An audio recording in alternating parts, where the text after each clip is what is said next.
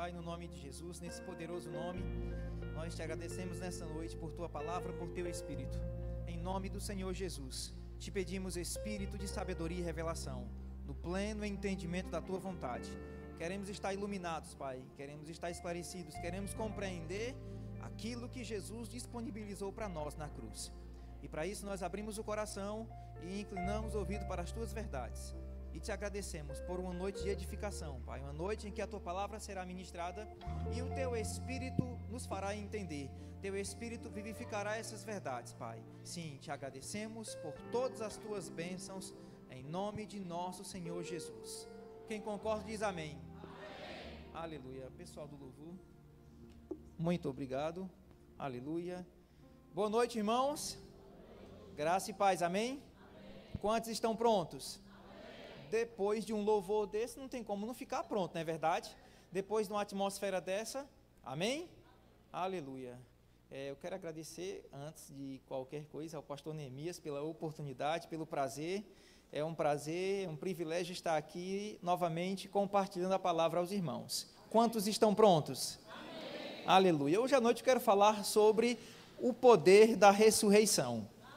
Quero falar um pouco sobre como Cristo morreu e o que está incluído nisso, o que está disponível para mim e para você, ou para qualquer pessoa que vá confessar a Cristo como Senhor e Salvador.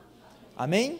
Paulo, ele escreveu sobre essa realidade, sobre esses fatos, o fato de que Jesus morreu por nós e existem muitas bênçãos disponíveis. Paulo falou sobre isso em todas as suas cartas.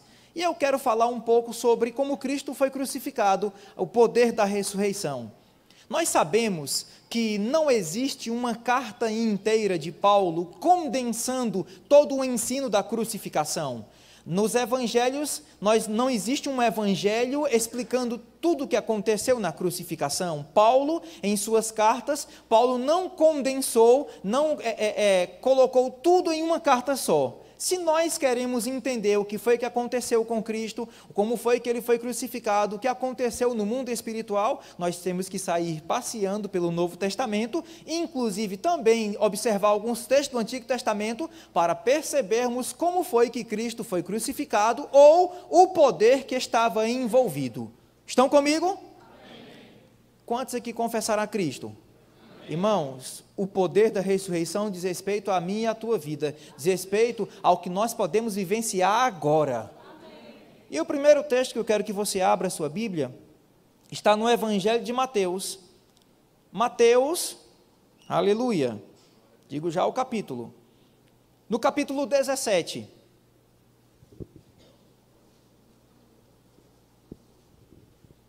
Evangelho de Mateus, capítulo 17.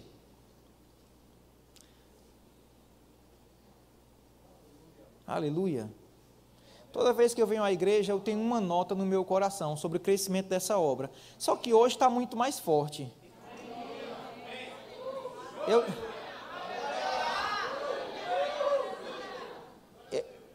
Eu tenho andado por muitas igrejas no Brasil, né? Ano passado eu cheguei a percorrer todas as 5 regiões do país.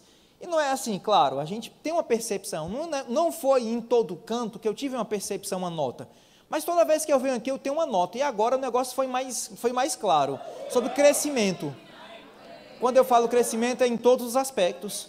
Porque existe um crescimento invisível, que é o espiritual. Porque toda vez que a nossa família está bem, quando nós estamos bem, quando estamos crescendo, quando nós resistimos à tentação, isso mostra um crescimento espiritual. Amém? Mas porque existe um crescimento espiritual, também haverá um crescimento em quantidade. O primeiro é em qualidade e, consequentemente, em quantidade. Eu percebo as duas coisas. Amém? Irmãos, gera expectativa, irmãos, para isso. Agora, seja um participante do crescimento. Celebra, irmãos. Amém? Aleluia. Mateus, capítulo 17.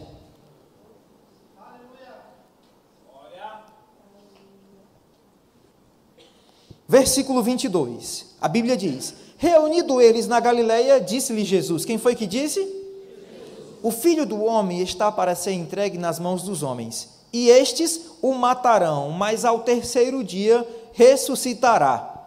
Então os discípulos se alegraram grandemente. Eles fizeram o quê? Quer dizer que eles não se alegraram? Por quê?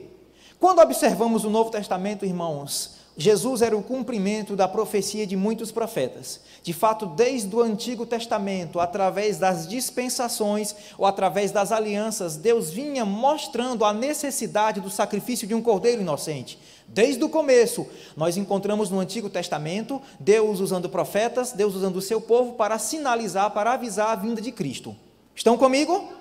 Por exemplo, a Bíblia mostra que o sacerdote colocava a mão no animal, ele confessava as transgressões de Israel, soltava um e sacrificava outro. Sabemos que um animal que é carnal não pode pagar o pecado que é espiritual. Era apenas preparando o povo para que quando Jesus chegasse, quando Jesus viesse, as pessoas entendessem que Jesus é o Cordeiro de Deus que tira o pecado do mundo. Amém?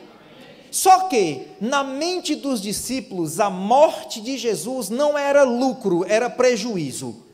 Há muitas passagens que Cristo relatou a sua morte, o fato de que ele ia sofrer, ele ia padecer, ia ser crucificado, e quando ele fez isso, trazia tristeza, angústia para os discípulos. Por quê? Porque eles pensavam, peraí, Jesus, que história é essa?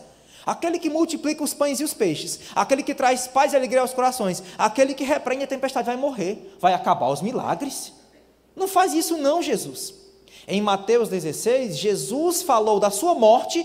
Pedro quis, de fato, instruído pelo diabo, disse, Senhor, isso de forma alguma acontecerá, tem piedade de ti. Pedro deu lugar ao diabo porque ouviu Jesus falar da morte. A morte para os discípulos era o fim dos milagres. Para os religiosos, a morte de Jesus para os religiosos era o fim do cristianismo, porque a Bíblia mostra que eles conspiravam em como lhe tirar a vida, em como matá-lo, e muitas vezes queriam matá-lo, mas não faziam isso por causa do povo. Na mente dos discípulos, Jesus morrendo era o fim dos milagres. Na mente dos religiosos, era o fim do cristianismo, mas na mente de Deus era algo diferente. Na mente de Deus, no momento em que Jesus fosse pendurado no madeiro, no momento em que ele fosse crucificado, ele estaria pagando a penalidade da humanidade e estaria deixando disponível para mim e para você uma vida excelente, uma vida superior. Amém? Toda vez que os discípulos ouviram Jesus falar sobre morte, trazia tristeza, porque eles achavam que Deus ia acabar com os milagres. Os discípulos achavam que Deus ia acabar, os religiosos achavam que o cristianismo ia se acabar, mas Deus não. Na mente de Deus, no momento em que Jesus morresse, algo aconteceria. Jesus disse em João 12, 24, não precisa abrir, vou citar, em verdade vos digo, se o grão de trigo caindo na terra não morrer, fica ele só, mas se morrer, produz muito fruto. Você é o resultado da morte de Cristo. Como foi que Cristo foi crucificado? Pergunte para o seu vizinho, como foi? Existe um pensamento, irmãos, existe um entendimento, alguns cristãos acham que Jesus Cristo foi crucificado como Rei dos Reis e Senhor dos Senhores, mas as Escrituras mostram o contrário, e eu torno a repetir, não existe uma carta inteira condensando o ensino da crucificação. Se queremos entender a crucificação, temos que passear por toda a Bíblia, saindo, procurando, catalogando os versículos para termos uma ideia da crucificação. Às vezes, a gente entra em uma casa e encontramos uma moldura ou uma gravura, um quadro da ceia do Senhor. Quem já viu isso? Dá até para saber quem é Judas, só pela cara de gente ruim, não é verdade? Estou brincando. Mas, às vezes, nós encontramos em algumas casas algo esculpido ou então pintado. E eu quero, juntamente contigo, pintar não o quadro da ceia, mas o quadro da crucificação. Como foi que Cristo foi crucificado? Ele foi crucificado como Rei dos Reis e Senhor dos Senhores? A Bíblia mostra que não. E o primeiro texto que eu quero te mostrar está em Mateus capítulo 28. Evangelho de Mateus, capítulo 28. Aleluia.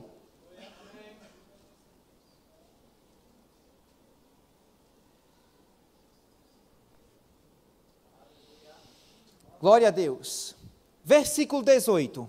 Aproximou-se, Jesus falou-lhes dizendo, é-me dado todo o poder. Outras versões diz, toda a autoridade no céu e na... Foi-me dado todo o poder no céu e na terra. Ide, portanto, fazei discípulos de todas as nações, batizando-os em nome do Pai, do Filho e do Espírito Santo, ensinando-os a guardar todas as coisas que vos tenho ordenado. Foi-me dado, diga, foi dado. Todo o poder. Aonde? Eu gosto sempre de usar o exemplo do irmão João, o irmão fictício que está aqui, sentado aqui. O irmão João, ele se converteu, está na igreja, mas não tem Bíblia. Passou 1, passa 2, 3, 4, 5 meses, mas ele não tem Bíblia. De repente, no 6º mês de convertido, ele aparece com uma Bíblia bonita, uma Bíblia de estudo. E aí perguntamos, irmão João, que Bíblia bonita, de quem é essa Bíblia? É minha, porque me foi dada. Se foi dada, é porque houve um tempo que ele não tinha. Posso ter um amém? Se foi dado todo o poder a Jesus, é porque houve um tempo que ele não tinha todo o poder. Ele tinha um poder, mas não era todo. E eu quero que você perceba que o Mateus 28, 18 é pós-ressurreição. Não foi antes, foi depois. Diga, foi depois. Depois que ele ressuscitou, foi dado todo o poder. Peraí, irmão Marcelo, se então Jesus não tinha todo o poder, que poder ele tinha? Ele tinha o poder do primeiro Adão. O primeiro Adão tinha um poder, o último Adão também tinha um poder. Jesus tinha um poder, mas não era todo. Mas depois que ele foi ressuscitado pelo Pai, ele aparece aos discípulos e diz, foi-me dado todo o poder. Diga, todo o poder. Isso mostra, irmãos, que Jesus não foi crucificado como o Rei dos Reis e Senhor dos Senhores. Não. Então, de que forma ele foi crucificado? Abre tua Bíblia em 2 Coríntios, capítulo 13. Aleluia. 2 Coríntios, capítulo 13.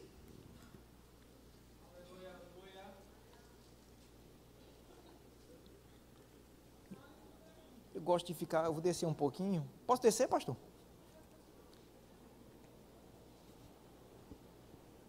2 Coríntios, capítulo 13. Como foi que Cristo foi crucificado? Irmãos, isso afeta a minha e a tua vida. Porque quando entendemos em que condição Deus tirou Jesus, podemos entender que Deus tem poder para tirar qualquer pessoa de qualquer situação. Amém? Você já ouviu uma pessoa falar, meu Deus, me tire desse inferno de vida? Se Deus teve poder para tirar Jesus do inferno na condição em que ele estava, Deus tem poder para tirar qualquer pessoa de qualquer situação. Porque pior do que Jesus esteve, ninguém pode estar. E em 2 Coríntios, capítulo 13, versículo 4 diz, porque de fato, ele foi crucificado em... Diga fraqueza. Porque ele foi crucificado como? Diga em fraqueza. Muito obrigado, pessoal. Porque de fato, ele foi crucificado em fraqueza, mas hoje, contudo, vive pelo poder de Deus. Ele foi crucificado em fraqueza. Na verdade, irmãos, na cruz estava acontecendo algo.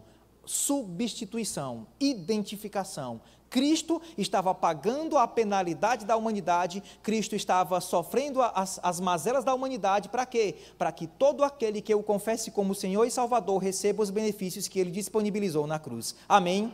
Jesus se identificou com a nossa morte, com a nossa fraqueza, com a nossa pobreza, com a nossa vergonha, com a nossa enfermidade, para que hoje eu receba os benefícios gratuitamente. Amém? E na cruz ele foi crucificado em fraqueza. Posso ter um amém? Amém? Existe uma canção de Ademar de Campos, eu não vou tentar cantar, porque senão vai desungir o microfone.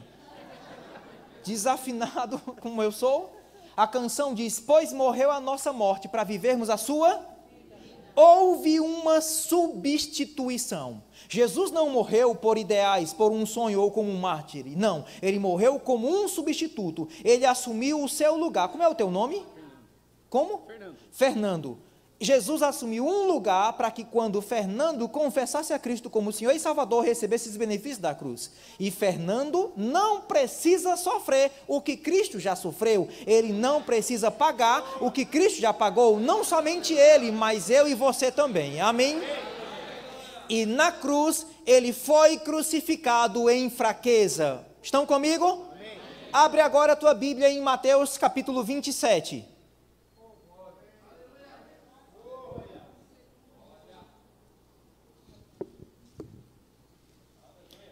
Evangelho de Mateus, capítulo 27.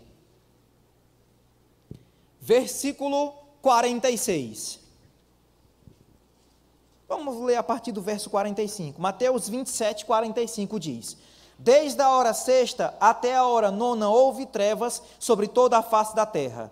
Por volta da hora nona clamou Jesus em alta voz, dizendo: Eli, Eli, lama sabactani. O que quer dizer? Deus meu, por que me desamparaste? Qual é a pontuação final? É uma interrogação, é a pergunta que não quer calar, é a pergunta que não encontrou resposta na mente de alguns cristãos. Inclusive, se você quiser saber por que Cristo foi desamparado, é bom você se matricular no Rema e estudar.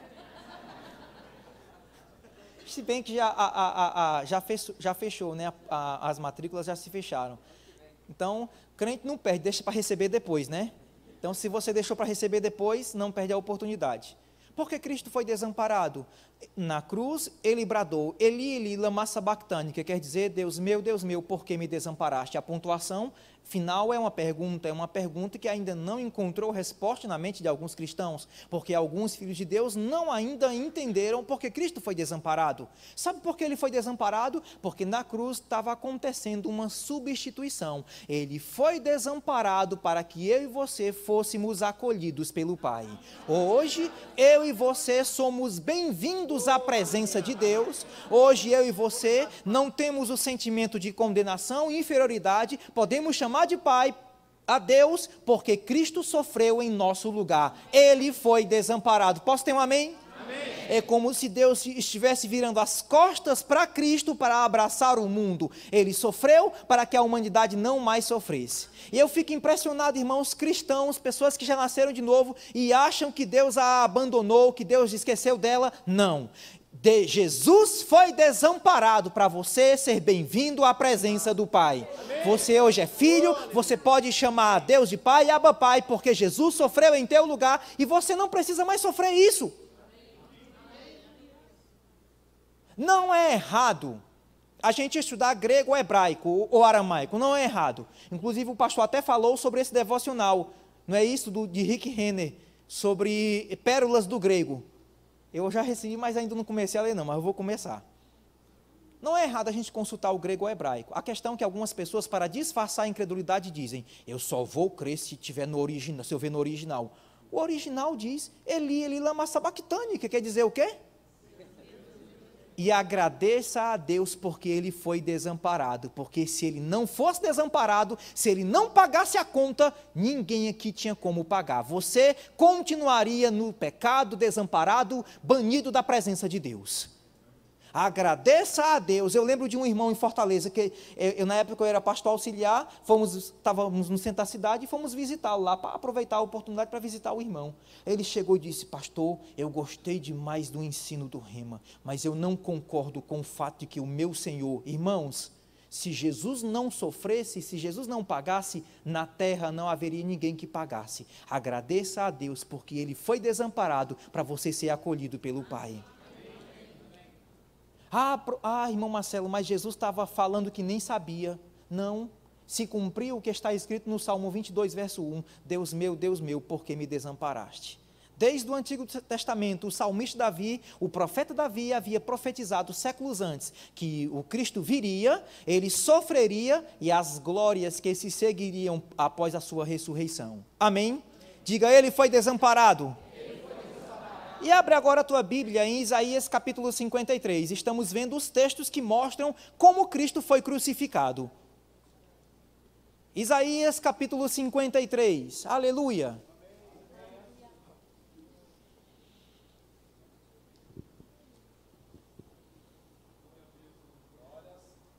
Está preparado para o crescimento? Você faz parte do crescimento? Com certeza você faz parte do crescimento. Toda vez que você coopera com essa obra, com os teus dízimos e ofertas, quando você ora por essa obra, quando você convida alguém, traz um convidado, quando você... Irmãos, existem múltiplas formas de você contribuir com o crescimento dessa obra e não perde a oportunidade. Amém? Isaías capítulo 53, versículo 4 e 5. Certamente ele tomou sobre si as nossas enfermidades e as nossas dores levou sobre si. e nós o reputávamos por aflito, ferido de Deus e oprimido. Mas ele foi traspassado pelas nossas transgressões e moído pelas nossas. O castigo que nos traz a paz estava sobre ele, e pelas suas pisaduras fomos. Ele foi castigado para que eu e você hoje tivéssemos paz. Você tem paz? Você dorme e acorda com paz? Sabe quem pagou essa paz para ti? Foi Jesus, porque o castigo estava sobre ele, ele foi castigado, para que hoje você acordasse e dormisse com paz. Certa vez Jesus disse: deixo-vos a paz, a minha paz vos dou, não vou-la dou como o mundo a dá. Irmãos, existe uma paz que guarda o nosso coração, existe uma paz que excede o entendimento, que a despeito da circunstância, a despeito dos problemas, essa paz ela vai blindar o nosso coração e a nossa mente, amém? E essa paz foi conquistada por Cristo, porque Ele foi castigado para que você tivesse paz, amém? Isso é bom demais saber. Ele sofreu em nosso lugar. Se você ver, o versículo 10 do mesmo capítulo fala outra realidade. Todavia, ao Senhor agradou moê-lo, fazendo o quê? Diga, ele foi feito enfermo. Quando analisamos, irmãos, a forma em que Cristo foi crucificado, percebemos que ele sofreu muito pela humanidade. Diga, ele foi feito enfermo. Ele foi feito enfermo. Por que Cristo foi feito enfermo? Ele foi feito enfermo como um substituto, para que eu e você recebêssemos gratuitamente a cura que ele disponibilizou, amém? Amém. Irmãos, do mesmo jeito que, naturalmente falando, você compra um produto qualquer, você vai lá na loja, parcela 1, 2, 3 vezes, aí recebe um carnê, né? Paga a primeira, paga a segunda, paga a terceira. Mas aí vem uma quarta cobrança. E aí você, de forma educada, você vai na loja conversar com o pessoal do setor financeiro, dizendo: pessoal, eu comprei um produto aqui com vocês, parcelei em 3 vezes, está aqui o comprovante do quitamento das 3 parcelas, mas veio aí uma quarta cobrança, aconteceu algum problema aí. Você paga ou não paga a quarta cobrança? Quando uma pessoa paga a quarta cobrança, isso mostra que ela desconhece o Código de Defesa do Consumidor, isso mostra que ela é alheia a seus direitos, sim ou não? A mesma coisa, sofrer o que Cristo já sofreu mostra não humildade, mas mostra que aquela pessoa é ignorante daquilo que Cristo conquistou na cruz do Calvário por ela. Eu lembro de um slogan de uma igreja, entenda, irmãos, eu sei, você já fez, muitas pessoas fizeram rema, tem a matéria Cristo que cura, tem a matéria oração, e sabemos que existe o bom combate da fé, é bíblico, ainda sentindo o sintoma, confessar a palavra de Deus, posso ter um amém? Amém. Mas eu lembro do slogan de uma igreja, em um certo local onde tem um verbo da vida: venham para cá, venham para a nossa igreja, porque aqui você pode ficar doente. Como se ficar doente fosse privilégio, fosse benefício. Eles falaram isso em detrimento ao que nós ensinamos sobre cura. Mas entenda, ele foi feito enfermo. Para quê? Para trazer para você a cura. Ele disponibilizou a cura. Ele pagou a conta, e uma conta não se paga 2 vezes. Eu não preciso sofrer o que Cristo já sofreu. Quando eu sofro o que ele já sofreu, eu mostro ignorância quanto aos meus direitos e privilégios em Cristo Jesus. Os 3 únicos sofrimentos que Cristo não pagou, a única conta que Cristo não pagou, e eu e você vamos pagar, são: em primeiro lugar, sofrer perseguição por pregar o Evangelho. Jesus disse: bem-aventurado quando vos perseguirem e mentindo disserem todo mal contra vós, grande é o vosso galardão. Na prática, ninguém vê o outro se alegrando porque foi perseguido, não é verdade? Você está alegre por quê? Rapaz, eu acabei de ser perseguido, acabaram de falar que eu sou um herege. Na prática ninguém vê, mas deveríamos nos alegrar, porque Jesus disse: grande é o teu galardão. É um sofrimento que Cristo não substituiu. Qual outro sofrimento? A tentação, porque a Bíblia diz: bem-aventurado o varão que suporta a tentação, que sofre a tentação. Estão comigo? Amém. Você sabia que Deus não pode impedir que sejamos tentados? O que Ele impede é que aquela tentação seja maior do que nossas forças. Mas ele não pode impedir que sejamos tentados. Tem um texto que Jesus fala para Pedro: Pedro, essa noite Satanás me pediu para peneirar a tua vida, e eu disse que não podia. Não, eu roguei por ti. Jesus estava inteirado. Eu não posso impedir, mas eu posso orar para que ele fique firme, e foi o que Jesus fez. Amém? O outro sofrimento que Cristo não nos substituiu é sofrer por estar distante de pessoas queridas. Eu estava hoje, agora em São Paulo, almoçando num restaurante, e a comida que eu pedi era gostosa, saborosa, só que eu vi um pai com uma criança. Eu cortando lá, botei na boca, comecei a mastigar. Quando eu vi a criança, eu não senti mais o gosto, porque eu comecei a chorar lembrando do meu filho. A comida perdeu o gosto. Perdeu o gosto. Porque eu estava lembrando do meu filho. Inclusive, Rafael, de vez em quando fica mandando vídeo. É um sofrimento. Irmãos, valoriza a vida dos ministros. Valoriza a tua liderança. Existe uma pressão, uma carga emocional que pesa sobre a vida dos ministros. Valoriza o teu pastor, a tua liderança. Porque eles muitas vezes abrem mão de coisas lícitas, até mesmo de estar com a família, para ajudar o próximo. Amém? É como, por exemplo, uma pessoa que trabalha no SAMU, ela às vezes deixa de estar na família para socorrer algum acidentado. Às vezes o pastor deixa de estar com a família para socorrer algum acidentado espiritualmente falando. E valoriza. Amém. Estão comigo? Amém. Cristo substituiu algumas coisas. Quais? Nós estamos vendo. Agora, ele não nos substituiu. Em que aspecto? Sofrer perseguição, sofrer a tentação ou sofrer por estar distante de pessoas queridas. Isso nós vamos sofrer. As demais áreas não precisamos sofrer. Diga, eu não preciso. E a Bíblia diz que Cristo foi feito enfermo em nosso lugar, para que nós fôssemos curados. Diga, eu estou sarado. E abre agora a tua Bíblia em Gálatas capítulo 3. Estamos vendo como foi que Cristo foi crucificado. Gálatas capítulo 3. Aleluia.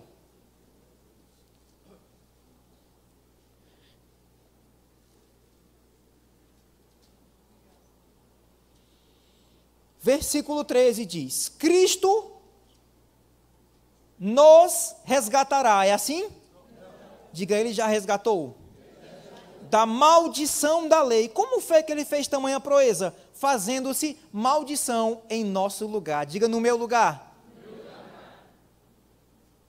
Porque está escrito: maldito todo aquele que for pendurado no madeiro, para que a bênção de Abraão chegasse aos gentios em Cristo Jesus, a fim de que recebêssemos pela fé a promessa feita pelo Espírito. Cristo se fez maldição para que eu e você fôssemos abençoados. Espera aí, quer dizer então que não existe esse crente com maldição? Não existe maldição hereditária? Posso ter um amém? Agradeça a Deus porque Jesus se fez maldição no meu e no teu lugar. Eu fiquei sabendo que anualmente um grupo de cristãos se reúnem e vão a Porto Seguro para supostamente quebrar as maldições que foram introduzidas pelos jesuítas lá em Porto Seguro, quando foi no descobrimento do Brasil. Mas segundo o relato de Gênesis, a maldição foi introduzida no Éden, porque Deus disse para Adão: meu querido, maldita é a terra por tua causa. A maldição foi introduzida no Éden, mas foi tirada no Calvário, porque Jesus se fez maldição no teu lugar, para que você fosse abençoado, amém? Amém. Eu lembro, nasci de novo, tive contato com os livros do irmão Reagan, durante um tempo na minha vida, eu estava acreditando nesse ensino de quebra de maldição. Irmãos, essas pessoas que creem dessa forma não saem da mesmice. Faz um encontro, pós-encontro, reencontro, nunca deixa de quebrar. Eu quero que você entenda que você não precisa quebrar maldição, porque na tua vida não tem, porque Jesus fez maldição no teu lugar. Durante um tempo da minha vida eu acreditei em quebra de maldição, mas depois que eu comecei a ser instruído pela literatura do irmão Reagan, eu aprendi que não. E isso foi fator determinante em andar em liberdade. Quando criança, muitas vezes eu presenciei minha mãe com um problema cardíaco chamado taquicardia. É uma aceleração repentina do coração, do batimento cardíaco. Quando ela trabalhava muito, negligenciava a alimentação e se preocupava, quando dava mais ou menos 6 da tarde, ela sentava, ficava fraca, esmorecia, perdia a força no braço, essa veia aqui ficava saltando, e eu, como criança, ficava abanando, perguntando: não é, a senhora está melhor? Os médicos, os cardiologistas falavam: não mata, mas maltrata. Segundo o que a medicina diz, eu entendo o que a medicina fala, mas eu também entendo a palavra, problema cardíaco herda-se da ascendência e transmite para a descendência. Estão comigo? Mas eu entendo a palavra. Eu estava em Fortaleza em 97, já era cristão, congregando no Verbo da Vida. 97. sentado, assistindo televisão, 7 horas da noite, de 6 para 7. Comecei a sentir os mesmos sintomas que minha mãe estava sentindo. A força dos meus braços esmorecendo, como diz no Nordeste, perdendo a força, o batimento irregular, uma arritmia cardíaca, aquele negócio, isso durou alguns segundos. Passou, isso foi numa quarta. Quinta-feira fui ao culto da igreja, sexta-feira sentado, assistindo no mesmo horário, o demônio era pontual, porque trouxe os sintomas no mesmo horário, assistindo televisão, comecei a sentir os mesmos sintomas. Meus braços esmorecendo, definhando, perdendo a força, aquele suor frio, batimento irregular, durou alguns segundos, eu dei um pulo e disse, não importa o que eu estou sentindo, o que importa é o que Cristo fez por mim, e pelas pisaduras de Cristo eu estou sarado. Ele se fez maldição para que eu fosse abençoado em Cristo Jesus. O fator determinante foi o conhecimento da obra consumada de Cristo, o que Jesus fez por nós, e o que Ele fez por mim e por ti foi, Ele se fez maldição para que você fosse abençoado. Diga, maldito nunca mais. Diga, eu sou abençoado. Se você quiser saber um pouco mais, eu não posso mais nem fazer propaganda do Rema. Te matricula no Rema quando eu abrir a matrícula, amém? Abre tua Bíblia em 2 Coríntios capítulo 5. Quero citar mais 2 textos para concluir esse contexto. Aleluia. 2 Coríntios capítulo 5, versículo 21 diz, aquele que não conheceu o pecado, quem foi o único homem que andou aqui na terra e não conheceu o pecado? Ele o fez pecado por nós. Eu gosto da versão revisada que diz, Deus o fez pecado por nós, para que nele, eu te pergunto, você está em Cristo? Amém. Você está nele? Amém. Então você já foi feito a justiça de Deus. Para que nele fôssemos feitos a justiça de Deus. Peraí, professor, quer dizer então, eu digo professor porque, né, eu não pastoreio, eu sou um mestre, nem é professor, né? Peraí, professor, quer dizer então que não existe santo pecador, crente pecador salvo pela graça? Irmãos, a partir do momento em que uma pessoa diz que é pecadora, ela está dizendo que Jesus morreu em vão, porque ele se fez pecado para te fazer justiça.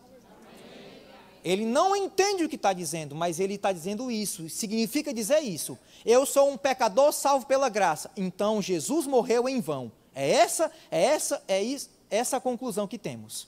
Mas não, você não é um pecador salvo pela graça, você é o resultado do sacrifício de Cristo. A Bíblia diz em Isaías, ele verá o penoso trabalho de sua alma e ficará satisfeito. Jesus está satisfeito com a tua vida. Amém.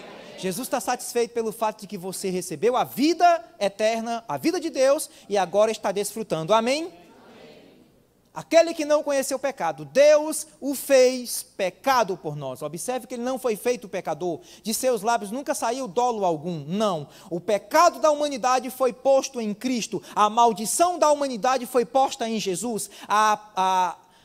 As mazelas da humanidade foi colocada nele. A enfermidade da humanidade foi colocada em Cristo. Para quê? Para que todo aquele que o confesse hoje como Senhor e Salvador receba os benefícios da cruz. Amém? Amém. Finalizando esse contexto, 2 Coríntios capítulo 8.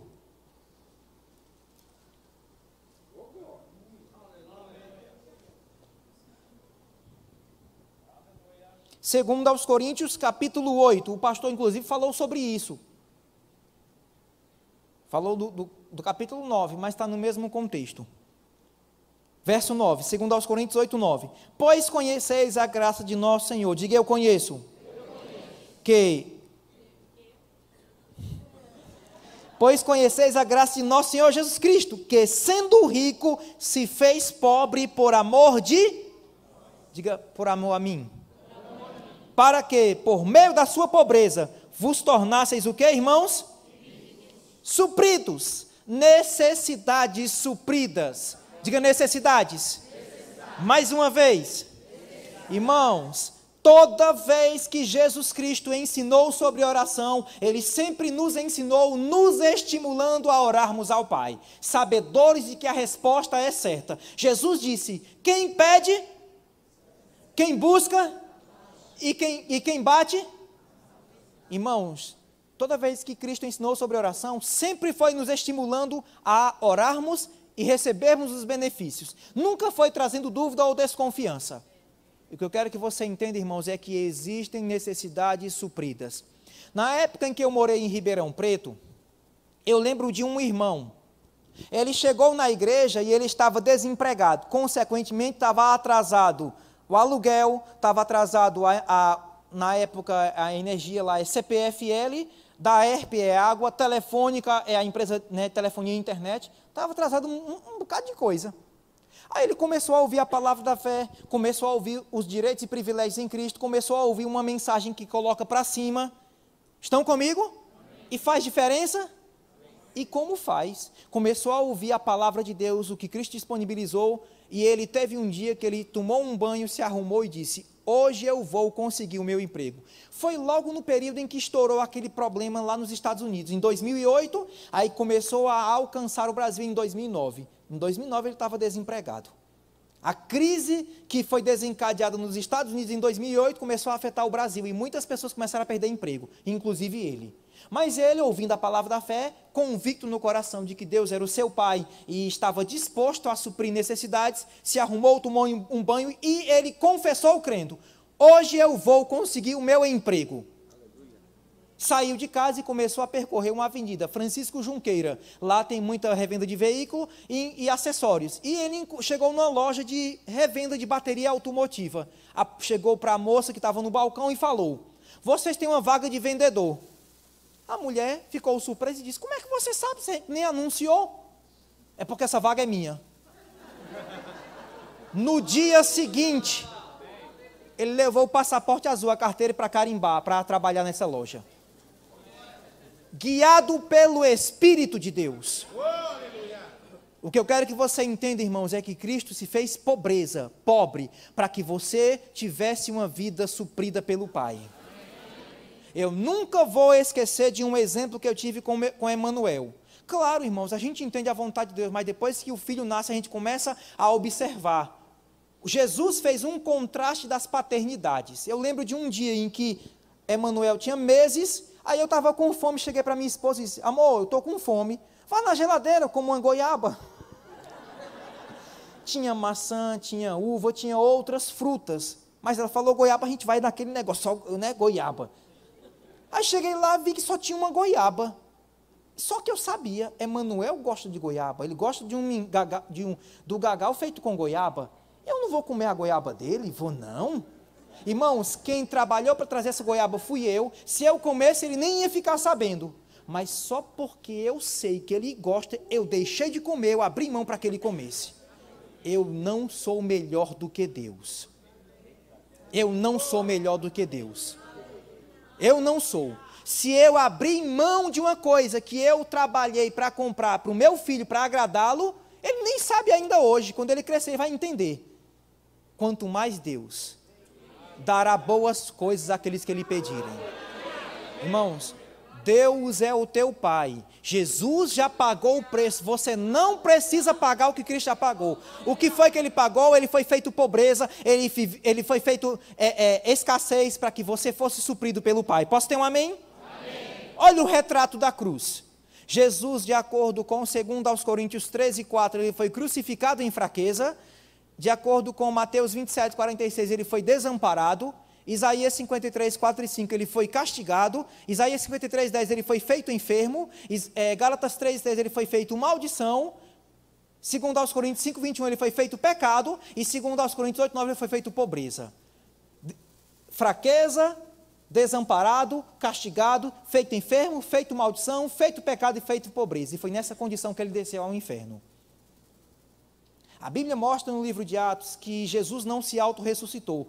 Todos os textos que falam sobre a ressurreição de Cristo mostram que Deus o ressuscitou. O Pai o ressuscitou, sendo, pois, ressuscitado pelo Pai.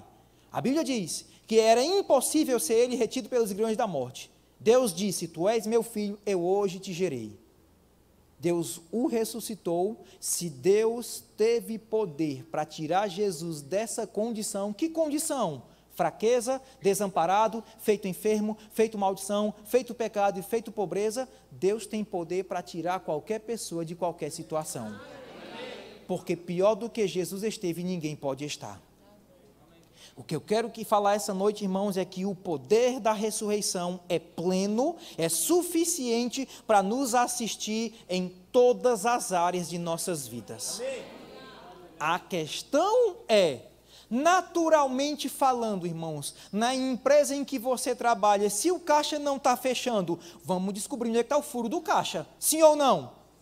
Vamos fazer um balanço, um balancete. Não estamos encontrando, já procurei. Então, vamos contratar pessoas de fora, vamos contratar uma auditoria. Já que a gente não consegue encontrar onde é que está o furo do caixa, vamos contratar de fora, porque de fora encontra. Não descansa, não sossega enquanto não descobrir. Irmãos, a Bíblia tem muitas promessas para nós. Muitas promessas. Só que, às vezes, o caixa não está fechando, a pessoa não está desfrutando e simplesmente sai empurrando com a barriga. Não, vamos resolver onde é que está o furo do caixa. Eu não vou arredar o pé enquanto isso não se manifestar na minha vida. Amém. Existem inúmeras promessas disponíveis para nós. Irmãos, da parte de Deus tem o sim e o amém. Amém. Existe um poder disponível, o que precisamos fazer é nos agarrar com essas verdades. Estão comigo? Amém. Estou me preparando para finalizar. Você sabe que quando o pregador fala isso tem mais 45 minutos.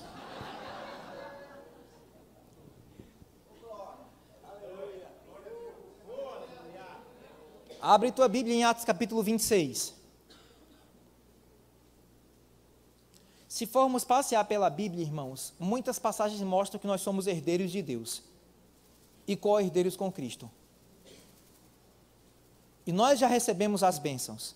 Está incluída em Jesus. Você já ouviu essa expressão, o pacote da salvação? Sim ou não?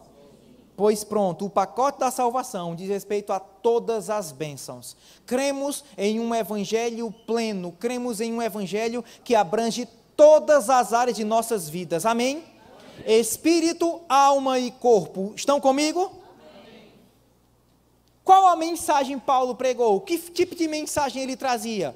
Era uma mensagem de condenação? Uma mensagem que deixa do jeito que está? Não, era uma mensagem que mudava as pessoas, que trazia entendimento, em que as pessoas se convertiam das trevas para a luz. O poder da ressurreição. Versículo 13 do capítulo 26 de Atos. Ao meio-dia, ó rei, indo eu caminho afora, vi uma luz no céu, mais resplandecente que o sol, que brilhou ao redor de mim e dos que iam comigo. E caindo todos nós por terra, ouvi uma voz que me falava em língua hebraica. Saulo, Saulo, por que me persegues? Dura coisa é recalcitrar contra os aguilhões. Então eu perguntei, quem és tu, Senhor? Ao que o Senhor Jesus respondeu, eu sou Jesus a quem tu persegues. Mas levanta-te e firma-te sobre os teus pés, porque para isso te apareci, para te constituir ministro e testemunha, tanto das coisas em que me vistes, como daquelas pelas quais te aparecerei ainda, livrando-te do povo e dos gentios para os quais eu te envio, para lhe abrir os olhos e converteres das trevas para a luz, e da potestade de Satanás para Deus, a fim de que recebam, diga eu já recebi, remissão de pecados, e recebam herança entre os que são santificados pela fé em mim. A mensagem que Paulo pregava era uma mensagem de remissão e de herança. Era essa a mensagem, foi isso que Jesus disse. Jesus Cristo, sabemos, versículos anteriores, Saulo perseguia a igreja, ouviu a pregação do evangelho pregada por Estevão, aquela verdade que foi ouvida por Estevão estava martelando o coração, mas Paulo queria relutar, estava endurecendo o coração. Jesus se revela a ele e fala, dura coisa é recalcitrado contra os aguilhões, quanto mais se mexe, mais vai doer. A palavra, quem és tu, Senhor? Eu sou Jesus a quem tu persegues, mas levanta-te, porque eu te apareci para te constituir ministro e testemunha, tanto das coisas em que me viste, como daquelas pelas quais te aparecerei ainda. Jesus se revelou a Paulo e fez uma agenda divina. Estou aparecendo agora e vou aparecer outras vezes. Amém? Amém. No Rema estuda isso, está vendo? Perdeu a oportunidade. Jesus aparece a Paulo e diz que tipo de mensagem Paulo deveria pregar. Você vai ser enviado para o povo judeu e para os gentios, e você vai trazer uma mensagem em que as pessoas se convertem das trevas para a luz e do poder do diabo para Deus, a fim de que recebam remissão de pecados e recebam herança. Diga, eu já recebi. Eu já recebi. Entre os que são santificados pela fé em mim. No dia em que você confessou a Cristo, irmãos, um dia que você disse, Jesus é o meu Senhor, está incluído nessa confissão, em receber a Cristo como Senhor e Salvador, receber a vida de Deus, e todas as demais áreas estão incluídas nisso, nessa provisão. Claro que o novo nascimento é instantâneo, mas a renovação da mente é algo progressivo. É necessário e é por isso que existe uma insistência bíblica em que o crente ouça a palavra, em que o crente se congregue, em que o crente exponha a sua vida à palavra. Porque toda vez que você expõe a tua vida à palavra, você está dando uma oportunidade a ti mesmo de entender um pouco mais do que Cristo deixou disponível. Finalizando esse contexto, eu quero finalizar a minha mensagem. A mensagem que Paulo pregava não era uma mensagem de condenação e escassez, era uma mensagem de remissão e de abundância, de provisão.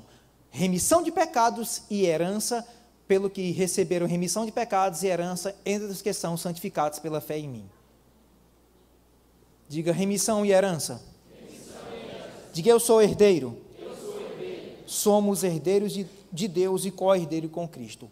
A palavra remissão no grego aqui é áfesis, que significa cancelamento completo, como se a pessoa nunca tivesse devido. Diga cancelamento.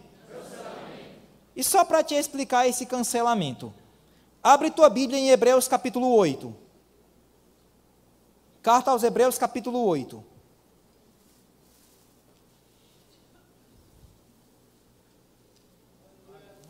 Você conhece alguém que você julga ser difícil um novo nascimento? Irmãos, o poder da ressurreição, o poder de Cristo é suficiente para recriar o pior homem que você possa imaginar.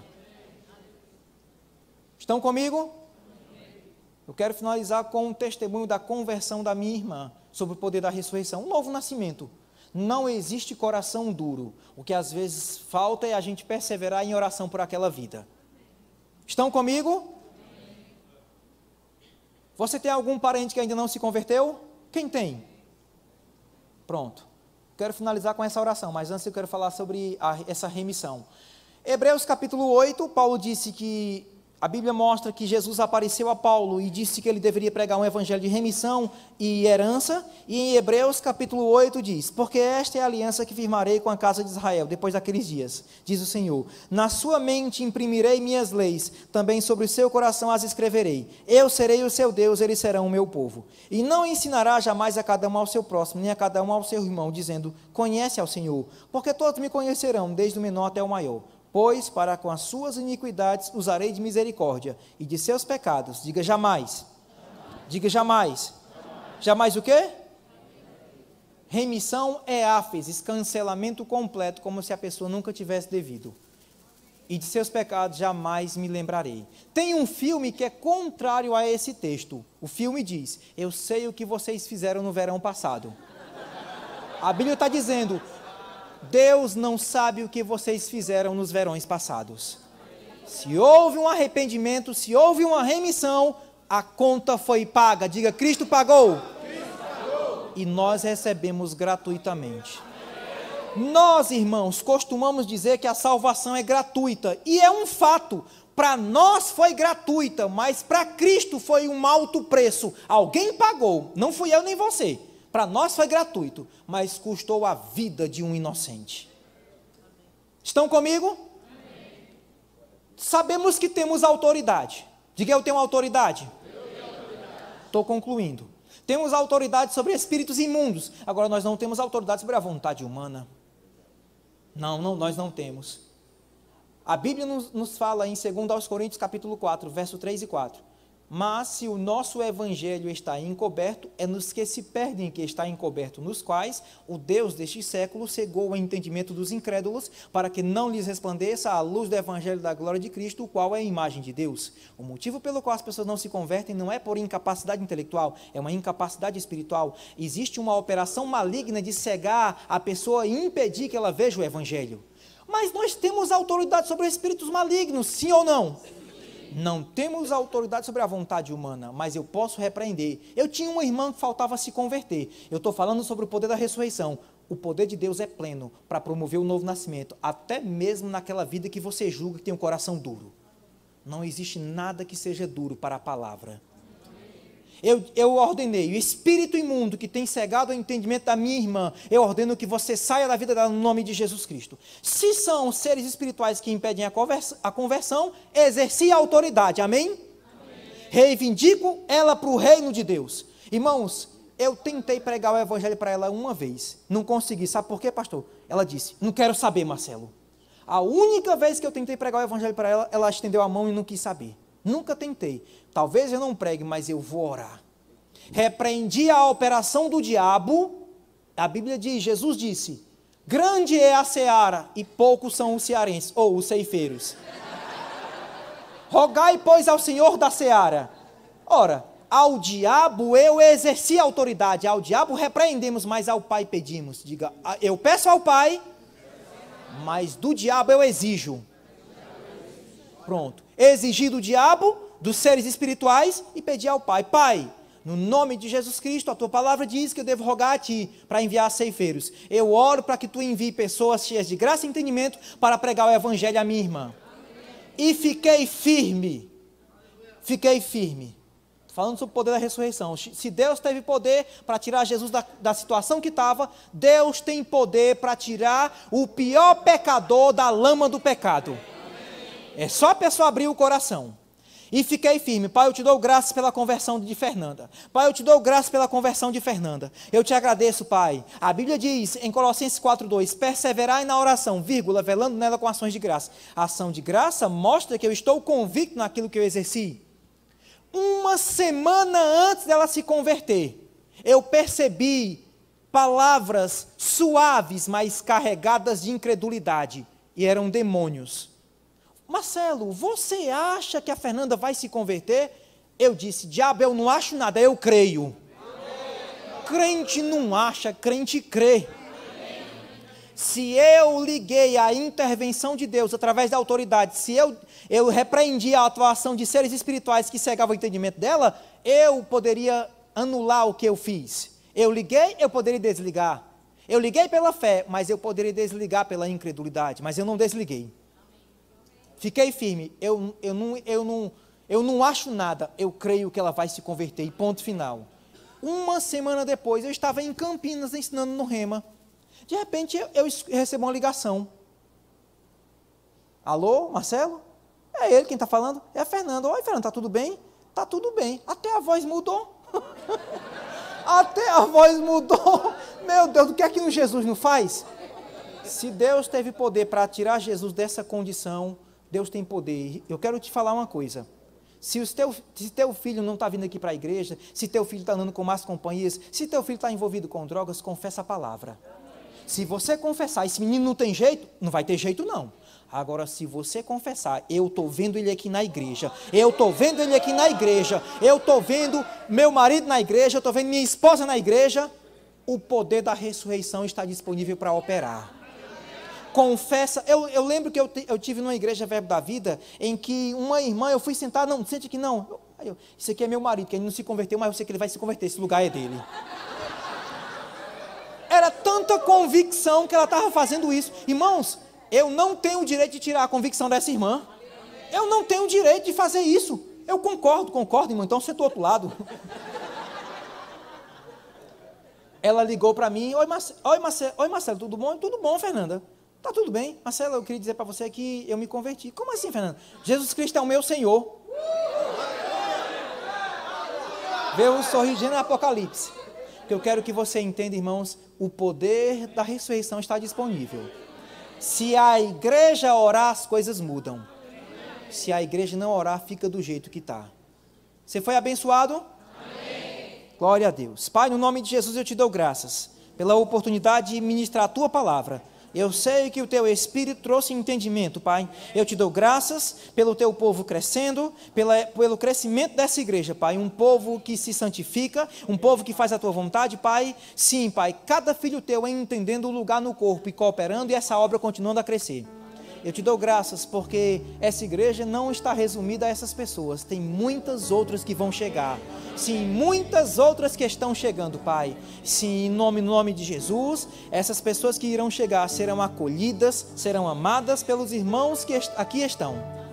Eu te dou graças, Pai, por cada família nova que vai chegar, Pai, por cada vida nova, cada vida que vai ser resgatada do pecado, no nome de Jesus Cristo.